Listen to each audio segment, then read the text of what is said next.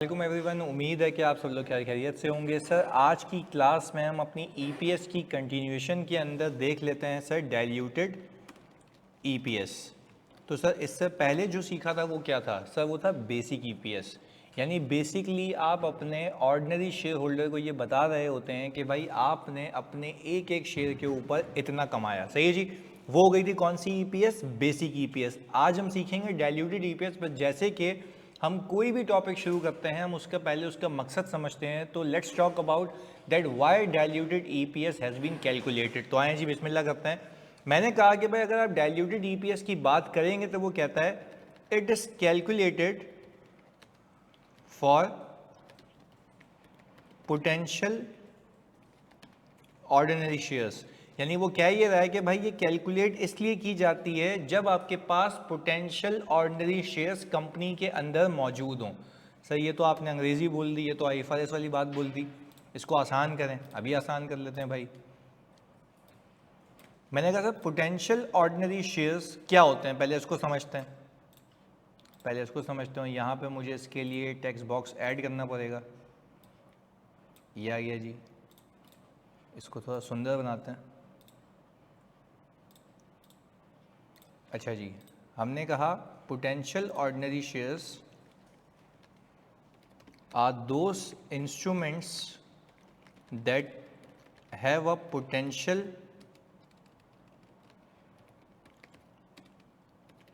of being converted into ordinary shares। सही है जी। Again repeat कर रहा हूं, होते क्या हैं ये ऑर्डिनरी शेयर्स भाई? जिसके जो ऐसे इंस्ट्रूमेंट्स जिसके अंदर पोटेंशियल होता है to be converted into ordinary shares. अच्छा, अब मैं आपको एक बात बताता हूं कि भाई ये क्या है। मैंने कहा आपने टेक्निकली किया ये कि 10,000 बॉन्ड इशू किए। अच्छा, 10,000 बॉन्ड इशू किए। अगेन रिपीट कर रहा हूँ, 10,000 बॉन्ड मतलब आपने एक कागज़ के पन्ने के ऊपर लिख के दे दिया कि ये एक बॉन्ड है, जिसके पास ये बॉन्ड होगा मैं समझूंगा उसके पास टेक्निकली 1,000 बॉन्ड्स हैं। तो अगर मैं 10 बॉन्ड इशू करूंगा तो वो कितने हो गए? 10,000 बॉन्ड्स। तो मैंने कहा 10,000 बॉन्ड इशू किए, सही है जी, ऑफ ₹100 ईच।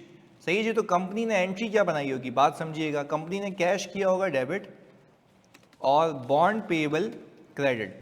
ये कंपनी की किताबों में बच्चों लायबिलिटी आ गई, ये कंपनी की किताबों में आ गई लायबिलिटी। सही है जी। अच्छा, हमने क्या कहा 10,000 इंटू 100, कंपनी के जेब में कितने पैसे आए सर? 1 मिलियन के पैसे आ गए। अच्छा, ये है eight the rate of 10%, eight the rate of 10%। यानी सर समझने की बात यह है कि कंपनी ने 10,000 बॉन्ड इशू किए हैं, लोगों से पैसे लिए हैं लायबिलिटी की मद में।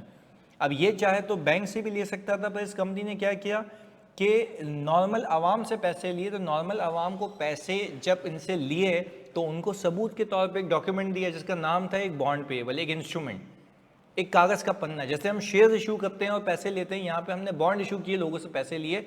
शेयर्स आपकी इक्विटी होती है, ये आपकी लायबिलिटी है।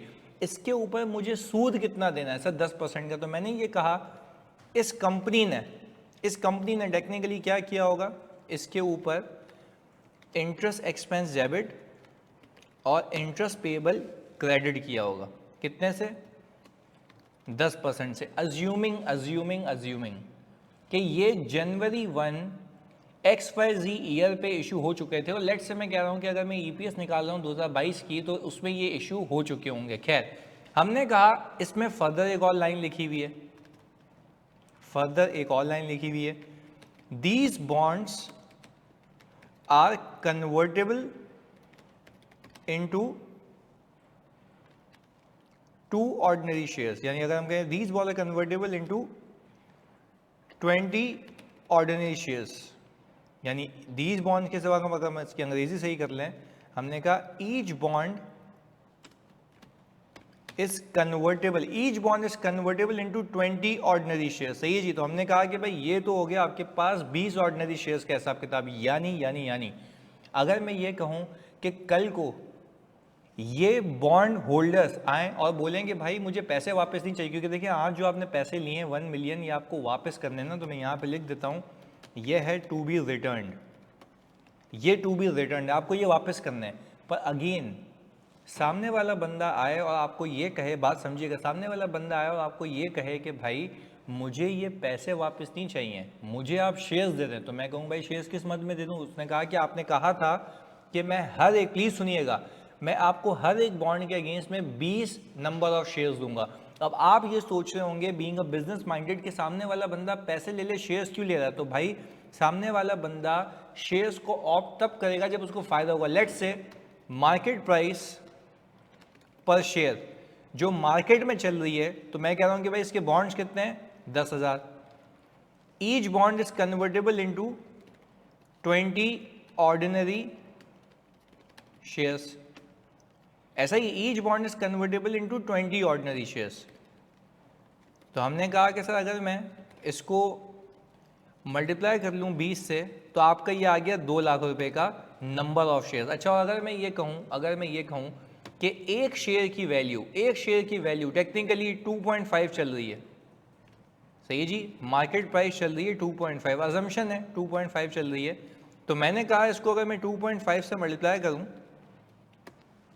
तो 5 लाख आता है। ये बंदा अभी कभी भी इसको एक्सरसाइज नहीं करेगा उस ऑप्शन को। क्यों?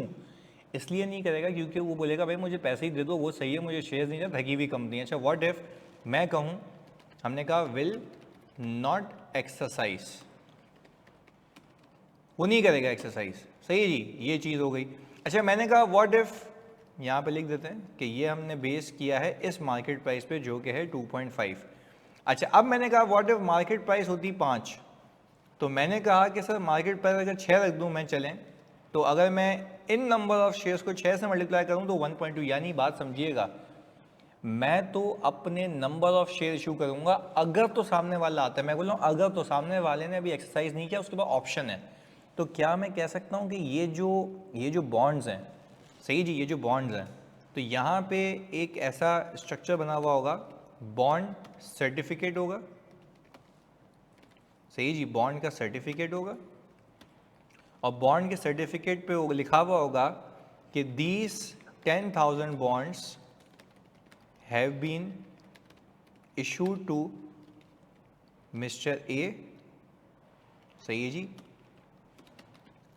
Eight the rate of 100 each bond is convertible into 20 ordinary shares. ये कुछ इस पे लिखा हुआ होगा, कंपनी का स्टैम्प होगा, साइन होगा, वो सारे जो भी फॉर्मेलिटीज़ होती हैं, लीगैलिटीज़, वो सब होंगी इसके अंदर। क्या इस तरीके से लिया हुआ होगा? अगेन, क्या आप ये मानते हैं कि ये जो एक बॉन्ड सर्टिफिकेट है ये एक इंस्ट्रूमेंट है, पर इस इंस्ट्रूमेंट को मैं कहूँगा ये है पोटेंशियल ऑर्डिनरी शेयर। ऐसे इंस्ट्रूमेंट जिसमें पोटेंशियल है to be converted into ordinary share. अब इसका ईपीएस से क्या ताल्लुक है, ज़रा आप इस बात को सीख लेते हैं, यहाँ तक क्लियरिटी है। अब आपको स्टैंडर्ड ये कहता है, firstly you need to calculate basic EPS, सही है जी, बेसिक EPS। तो हमने सीखा हुआ है बेसिक EPS कैसे निकलती है। सर आप प्रॉफिट आफ्टर टैक्स उठाते हैं, सही है जी, लेट से मैंने कहा वो 2.5 मिलियन है, सही है जी, मैंने कहा इसमें से लेस कर लो प्रेफरेंस शेयर्स का क्यूमुलेटिव रिटर्न, सही जी, ऐसे ही हाइपोथेटिकल फिगर रख रहा हूँ यहाँ पे 3 लाख, सही है जी। हमने कहा ये आ गया था हमारे पास profit attributable to profit of ordinary shares, ये हमारे पास आ गया था प्रॉफिट ऑफ ऑर्डिनरी शेयर्स, ऐसा ही है। अच्छा, फिर हमने क्या किया था, वेटेड एवरेज निकाल लिया था। मैं अजम्पशन ले रहा हूँ कि ओपनिंग शेयर्स हमारे पास थे कोई 5 लाख के, मैंने 20% का बोनस इशू किया है, बस यही किया है इस साल, और मैंने कहा कि यह आ गया 12/12, तो मैंने यहाँ पे सर 5 लाख इंटू 1.20 इंटू 12/12, तो ये कितने हो गए, 6 लाख, ये कितने हो गए, 6 लाख हो गए। अच्छा, बहुत फोकस होकर सुनिएगा। अब मैंने ये कहा बच्चों, अब मैंने ये कहा कि भाई आपके पास अर्निंग्स और वेटेड एवरेज शेयर्स, सही है जी, मैंने कहा यहाँ पे हम निकाल लें बेसिक ईपीएस। अच्छा, अब हमने कहा कि भाई यहाँ पर हमने अर्निंग्स रख दी ये वाली, वेटेड एवरेज रख दी ये वाले, तो ईपीएस आ गई हमारे पास कितनी, दिस डिवाइडेड बाय दिस। तो हमने कहा ये कंपनी एक शेयर के ऊपर अपने हर एक शेयर होल्डर को 3.67 पर शेयर कमा के देती है, बेसिकली इतने कमा के देती है।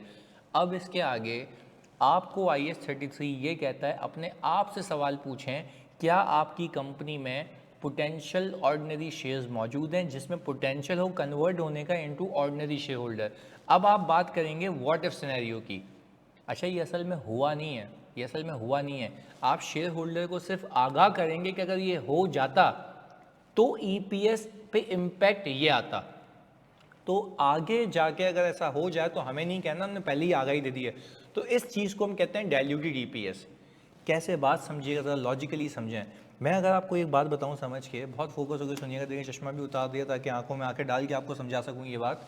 आप मुझे एक बात बताएं फोकस के साथ, क्या मैं ये कह सकता हूं कि अभी बेसिकली 3.67 ये लोग कमा चुके हैं, 3.67 ये लोग कमा चुके हैं। अभी मैं सिर्फ ये बताऊंगा कि अगर ये जो कन्वर्टेबल बॉन्ड होल्डर्स हैं, अगर ये अपने बॉन्ड को, ऑप्शन को एक्सरसाइज कर लेते to be converted into ordinary shares, तो ये भी तो हिस्सेदार हो जाते ना, तो नंबर ऑफ शेयर्स इंक्रीज हो जाते, नंबर ऑफ शेयर्स इंक्रीज हो जाते तो ईपीएस डाइल्यूट हो जाती, मतलब कम हो जाती। बात क्लियर है? खैर अभी करके दिखाता हूँ। तो मैंने अज्यूम किया कि सर हमारे पास जो टैक्स रेट है वो चल रहा है कोई, अभी जो करंटली चल रहा है कंपनीज का 29% चल रहा है। तो अब मैं आपसे एक बात पूछूं, टेक्निकली मैं बोलूँगा कि अगर वो कन्वर्ट हो जाते, तो यहाँ पे लिख रहा हूँ इम्पैक्ट ऑफ बॉन्ड्स कन्वर्जन।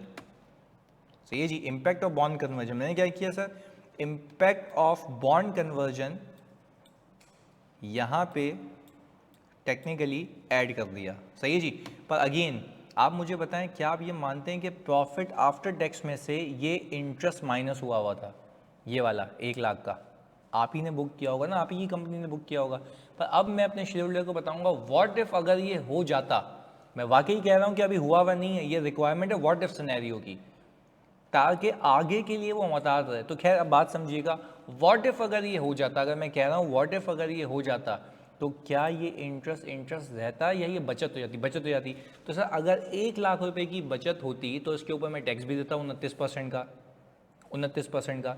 तो क्या आप ये बात समझ पा रहे हैं कि सर अगर मैं 29% का टैक्स दे दूं, सही है जी, तो अगर मैं 29% का टैक्स दे दूं तो टेक्निकली मेरे पास 0.71 की नेट इनकम बचेगी। देखो अगर मैं वाकई रिपीट कर रहा हूँ, अगर मैं यहाँ पे 1 लाख रुपए डालूंगा तो गलत है।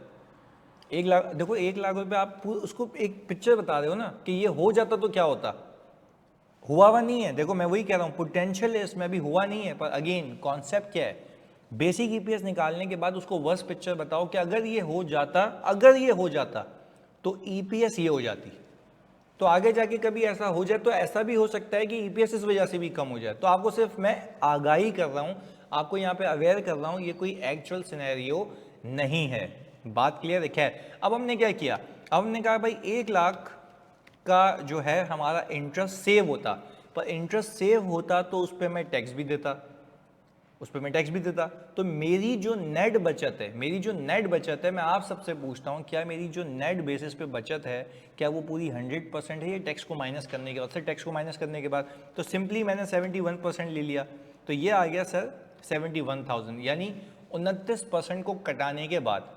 क्लियर है? अच्छा भाई अब आप समझेंगे मेरी बात को, अगर मैं ये कहूँ कि ये कन्वर्ट हो जाते तो क्या सिर्फ ये मेरी अर्निंग्स पे इम्पैक्ट आता है या नंबर ऑफ शेयर्स भी इंक्रीज होते? सर नंबर ऑफ शेयर्स भी इंक्रीज होते। बॉन्ड कितने हैं? 10,000। क्या 10,000 शेयर्स एक शेयर में कन्वर्ट होंगे या 20 में? सर यहाँ पे लिखा हुआ हमने 20 ऑर्डिनरी शेयर्स। तो मैंने कहा कि सर अगर ये हो जाता तो मेरी कुछ असल अर्निंग ये होती। अच्छा you need to make sure, इसके अंदर से ये जो अर्निंग आपकी है ना, ये जो अर्निंग आपकी है 2.2 मिलियन, इसके अंदर से प्रेफरेंस का रिटर्न माइनस हुआ है, उसको तो वैसे ही हटाया हुआ है। अब हम देख रहे हैं कीपिंग दैट थिंग कांस्टेंट, अगर ये हो जाता तो ईपीएस पे ये इंपैक्ट होता, बस खाली इनका एड लेस हो रहा है और कुछ भी नहीं है। तो इतने से मेरी अर्निंग इंक्रीज होती, इतने से मेरे शेयर्स इंक्रीज होते। तो अगर मैं इसको इससे डिवाइड करूं तो देखें सर आपकी ईपीएस ये कौन सी ईपीएस आ गई? डाइल्यूटेड ईपीएस, क्योंकि आपकी ईपीएस टेक्निकली डाइल्यूट होके कम हो गई, कितने पे आ गई? 2.84 पे। कि वाकई आ गई है? नहीं, this is a what if scenario, कि अगर ये हो जाता तो ये होगा, तो आगे के लिए अवेयर रहना। सही है जी। तो हमें क्या करना होता है सर? बेसिकली सबसे पहले बेसिक ईपीएस निकाल दी, बेसिक की अर्निंग रखी, बेसिक के शेयर रखे, वो आगे पे अपने सवाल में ढूंढो, प्रैक्टिकल लाइफ में ढूंढो, कंपनी में ढूंढो, क्या कोई लायबिलिटी है? जवाब आता है यस। क्या वो लायबिलिटी कन्वर्टेबल लायबिलिटी? अगर वो कन्वर्टेबल लायबिलिटी निकली तो that liability is technically a potential ordinary share, यानी इसमें पोटेंशियल है to be converted into ordinary share. तो आप अपने शेयर होल्डर को बेशक बताएं कि भाई हमारे पास ये जो डेट इंस्ट्रूमेंट मौजूद है, it has a potential to be converted into ordinary share. पहली चीज़ तो हम बताएंगे अगर ये कन्वर्ट हो जाते, हुए नहीं हो जाते, व्हाट इफ सिनेरियो है, तो अर्निंग्स ये हो जाती, यानी बचत हो जाती है, और नंबर ऑफ शेयर्स में वो पार्टिसिपेट करते। जाहिर सी बात है, जब वो शेयर होल्डर बन जाएगा तो उसको इंटरेस्ट तो नहीं दूंगा ना मैं, तो वो बचत होगी, नंबर ऑफ शेयर्स भी इंक्रीज होंगे, तो आपकी ईपीएस पे अकॉर्डिंगली निकलेगी। अच्छा, सवाल ये आता है व्हाट इफ ये आपका इंटरेस्ट 6 महीने का होता, तो एड बैक भी 6 महीने का होता, वहां पे नंबर ऑफ शेयर्स भी 6 महीने के आते, क्योंकि मैक्सिमम क्या कर सकते थे पहले दिन पे, तो जुलाई से ही होता ना, तो फिर ये 2 लाख नहीं होता, 2 लाख इंटू 6/12 होता। और एक और चीज़ भी क्लियर कर रहा हूँ, अगर ये कन्वर्ट हो जाते तो उस पर बोनस भी मिलता है। ये नहीं सिर्फ इसको इन इट्स इंडिविजुअलिटी देखना है, ये नहीं कि कन्वर्ट होते बोनस भी मिलता, राइट भी मिलता, नहीं, सिर्फ ये चीज़ें जो इसका इम्पैक्ट है, दैट्स इट। बात क्लियर है? इसको आप कॉपी करें, अगले सवाल के अंदर मैं आपको एक प्रैक्टिस करवाता हूँ, तो उसको आगे लेके चलते हैं। जज़ाकल्लाह।